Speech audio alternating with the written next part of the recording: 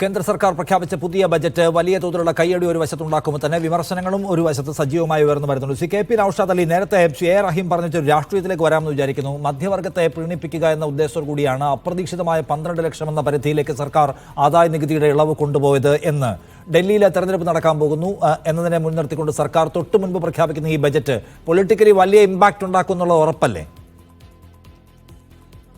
ബി.ജെ.പിയുടെ കണക്ക് കൂട്ടൽ അവരതുകൊണ്ടായിരിക്കുമല്ലോ ഇങ്ങനെ പ്രഖ്യാപിച്ചത്. പക്ഷെ ഞാനിതിൻ്റെ പിറകിലുള്ള വലിയൊരു ചതിക്കുഴിയും ഈ രാജ്യത്തെ ഭരിക്കുന്ന ആളുകളുടെ ഒരു ദുഷ്ടലാക്കും നമ്മൾ ശ്രദ്ധിക്കേണ്ടത്. ഇവിടെ ലോകത്തെ മിക്ക എക്കോണമികളിലും ആദായ നികുതിയേക്കാൾ മുകളിലാണ് കോർപ്പറേറ്റ് ടാക്സ് ഉള്ളത്. അതുകൊണ്ട് തന്നെ ആ രാജ്യങ്ങളിലൊക്കെ ഈ കോർപ്പറേറ്റ് അനുകൂല സമീപനത്തെക്കാൾ ജനകീയ സമീപനമുണ്ട് എന്ന് വേണമെങ്കിൽ വിലയിരുത്താമായിരുന്നു. എന്നാൽ ഇന്ത്യ രാജ്യത്തെ സംബന്ധിച്ചിടത്തോളം ഈ ബി.ജെ.പി. ഗവൺമെൻറ് കഴിഞ്ഞ കാലങ്ങളിലൊക്കെ നേരിട്ട വലിയൊരു വിമർശനം അത് കോർപ്പറേറ്റ് ടാക്സിനേക്കാൾ മുകളിൽ ഈ രാജ്യത്തിൻ്റെ GDP-യിൽ ആദായ നികുതി വരുന്നു എന്നുള്ള വലിയൊരു വിമർശനം ബി.ജെ.പി. ഗവൺമെൻറ് നേരിട്ടിരുന്നു.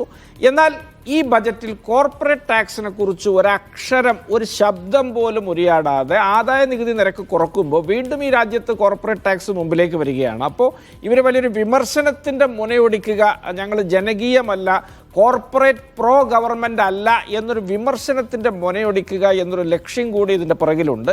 ഇവർ ആദായ നികുതി സ്ലാബ് കുറക്കുമ്പോൾ സ്വാഭാവികമായിട്ടും കോർപ്പറേറ്റ് ടാക്സ് ഇവർ വർദ്ധിപ്പിക്കണമായിരുന്നു. അങ്ങനെ വരികയാണെങ്കിൽ നമുക്ക് ഇവരെ ഒരു ജനകീയ ബജറ്റ് അല്ലെങ്കിൽ ഒരു ജനകീയ സർക്കാർ എന്ന് വിളിക്കാമായിരുന്നു. ഇപ്പോൾ വീണ്ടും കോർപ്പറേറ്റ് ടാക്സ് മുകളിൽ വന്നു. അതുകൊണ്ട് ഇവർ അത്തരത്തിലുള്ളൊരു മിനുക്ക് പണി, ഒരു ചെപ്പടി വിദ്യയിലൂടെ തങ്ങളൊരു പ്രോ പുവർ പീപ്പിൾ ആണ് എന്ന് വരുത്തി തീർക്കാനുള്ള ശ്രമമാണ് ഇവിടെ നടത്തിയത് എന്നുകൂടി നമുക്ക് വേണമെങ്കിൽ വ്യാഖ്യാനിക്കാവുന്നതാണ്. അല്ലെങ്കിൽ കോർപ്പറേറ്റ് ടാക്സിനെ കുറിച്ച് എന്തെങ്കിലും ഒരു സൂചന ഈ സർക്കാരിൻ്റെ ഈ ബജറ്റിൽ നിന്ന് ഉണ്ടാകണമായിരുന്നു. ആദായ നികുതി കുറക്കുമ്പോൾ സർക്കാരിന് നഷ്ടപ്പെടുന്ന വരുമാനം നികത്താൻ വേണ്ടി കോർപ്പറേറ്റ് ടാക്സ് കൂട്ടണമായിരുന്നു ഈ സർക്കാർ. അവരതും ചെയ്തില്ല. അതിൽ നിന്ന് തീർച്ചയായിട്ടും ഈ ദുഷ്ടലാക്ക് നമുക്ക് മനസ്സിലാക്കാവുന്നതാണ്. ഡൽഹിയിലെ ആളുകളെ സംബന്ധിച്ചിടത്തോളം ഇതൊക്കെ മനസ്സിലാകുന്നവരാണ്. ഒരു രാജ്യത്തിൻ്റെ സാമ്പത്തിക വളർച്ച എന്നത് ആസൂത്രിതമായ നയരൂപീകരണവും ഏകോപനവുമാണ്. അല്ലാതെ ഏതെങ്കിലും ടിപ്പണി ചെപ്പടി വിദ്യകളിൽ ഒതുങ്ങുന്നതല്ലേ. അത് ദീർഘകാലാടിസ്ഥാനത്തിൽ വളരെ പ്രതിലോമകരമായ ഒരു ചുവടാണ് ഇവർ വച്ചുകൊണ്ടിരിക്കുന്നത് എന്ന് നമുക്ക് മനസ്സിലാക്കാൻ കഴിയും. നിങ്ങൾ ചോദിച്ച ചോദ്യത്തിൻ്റെ ഉത്തരമായിട്ട് അതാണ് എനിക്ക് പറയാനുള്ളത്.